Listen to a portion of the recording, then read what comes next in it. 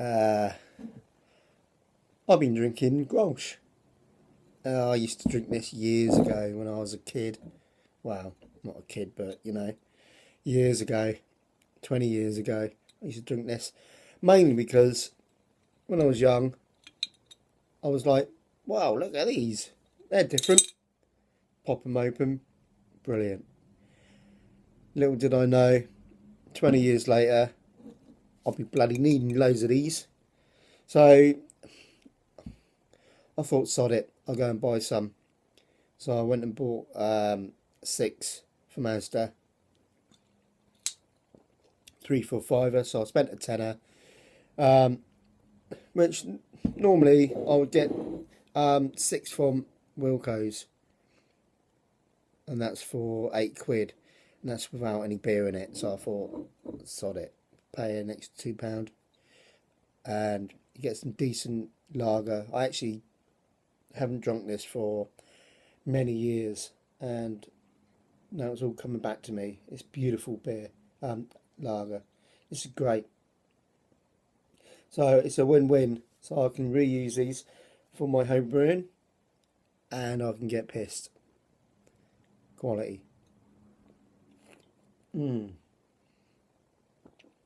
Anyway, I thought it was about time I actually barreled my triple tykes beer. Basically, it's been in the fermenter now for about a month. I had a problem with it, stuck fermentation. It was, I think the starting gravity was 1064, something like that, and it got down to 1030, and it's got stuck on that. So I repitched some yeast. I did put some hot water bottles next to the fermenter. I gradually got it down to 1026, I think. But yeah, so I thought, sod it, I'll barrel it. But what I did do, and which I haven't done before, is I bottled 4 of these. So I can like do a little taste test a couple of weeks time, and I barreled the rest. That's sitting down there behind me. So yeah, it's great. I mean, it's still murky, but it smelt really nice. One thing I didn't do was take a bloody final reading, but I should have done really, but I couldn't be asked. But then I'm like, now I don't know what it tastes like. But I know a couple of days ago I took a little reading, and I did have a little taste of it, and it tasted really nice. So it should be alright. So there, that's that. Barrel in my triple tykes, and I bottled a few.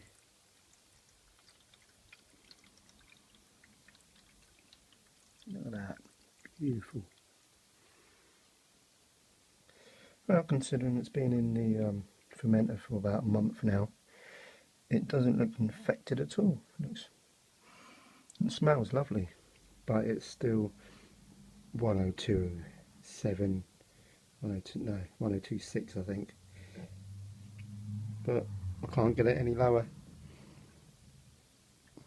Yeah, look at that, beautiful. Yeah, so I also done a rhubarb and custard cider today. Basically, I bought some rhubarb and custard sweets ages ago, and that was mainly because I was toying with different ideas for the Sjporr beer. I thought, I'll make a sweet beer, and then I decided against that. But I still had the sweets left over, so I thought, I remember seeing a video, I think it was Big CQ, yeah it was, he done that, Hard Candy, I think it was called. But yeah, that turned out, well, I think it turned out okay. So it was interesting, just putting all the sweets into the demijohn, yeah, putting the apple juice in, and yeah, it was great. I mean, it didn't take long for for me to do. Can't wait fly. Yeah, that was quick and easy. So maybe I can fill these bottles up with some cider. Basically, I want to get a few little mini brews done. Summer's come in. I mean, it's a gorgeous day today.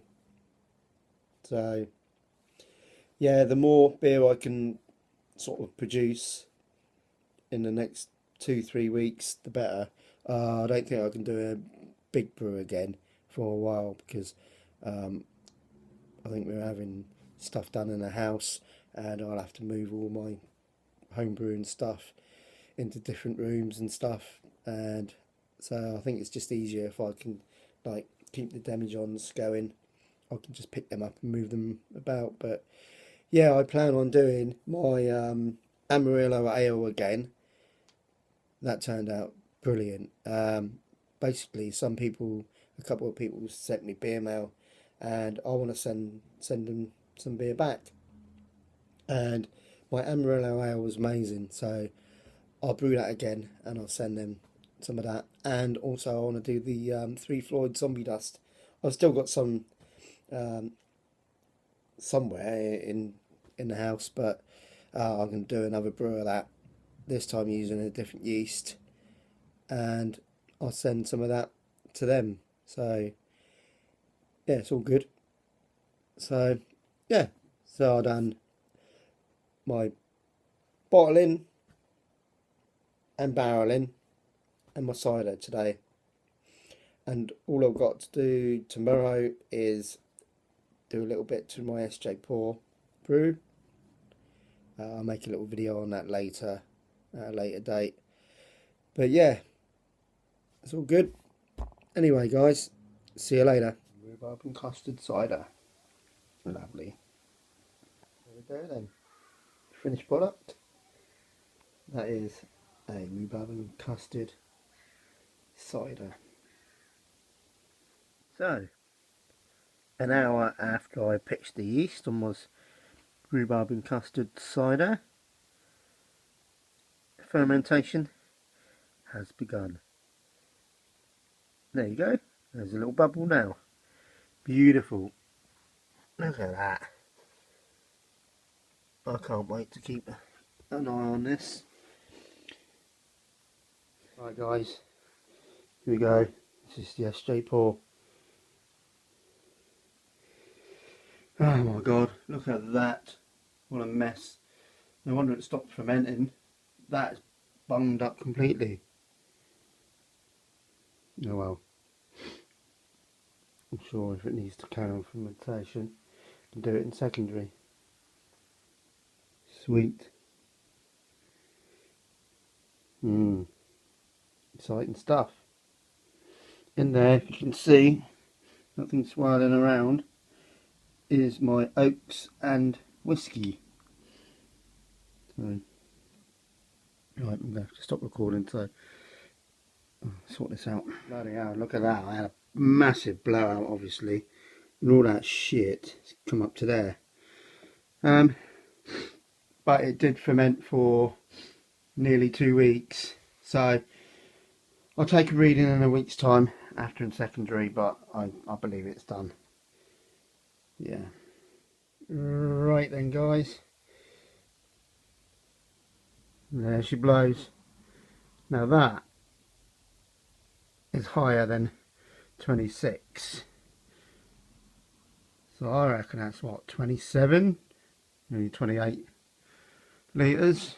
Got a little airlock in there, but so that means it was there, and I thought that was about 26, so I don't know, this could be wrong, but it looks like I'm going to have enough beers for the Sjporr. Oh, that took forever. I just hope I've screwed this in enough. It looks like it's holding. But yeah. Quick update on my cider. Still fermenting away, lovely. But yeah, that's the Sjporr done. All I've got to do now is bottle it. Oh, fuck for that. Anyway, that's enough for me guys. I've got to sort all that shit out.